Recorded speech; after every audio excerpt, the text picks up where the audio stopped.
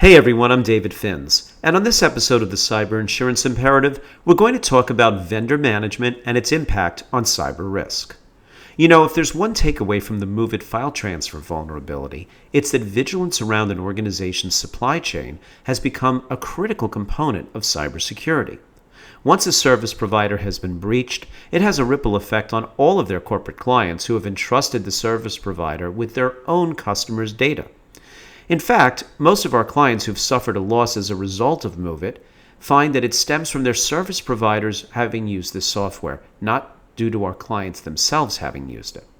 So businesses need to factor this exposure into the contract review process, and there are three key considerations for businesses looking to engage a technology vendor.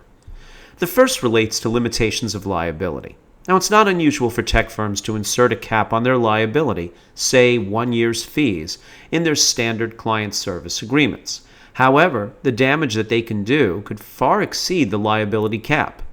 So you should seek to have this cap increased or removed altogether in cases where a lapse in the vendor's security not only results in financial loss to your business, but a potential liability to another party as well.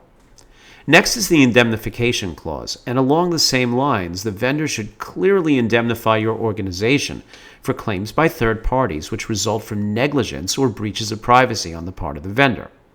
And last but not least, there's insurance.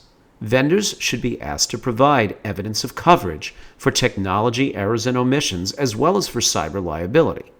This is a backstop so that the vendor is able to follow through on its obligations to indemnify you.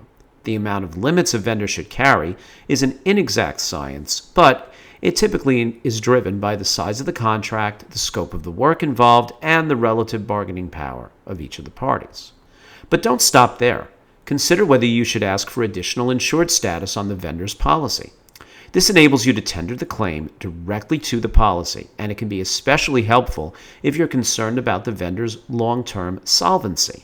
But keep in mind that many policies contain what is known as an insured versus insured exclusion. Now, this doesn't mean that you can't litigate or arbitrate your dispute, but it could preclude the vendor being able to avail themselves of the limits of the policy to cover defense and settlement costs. And you should check your own cyber policy to see whether the carrier allows you to waive its right of subrogation under the contract with the vendor.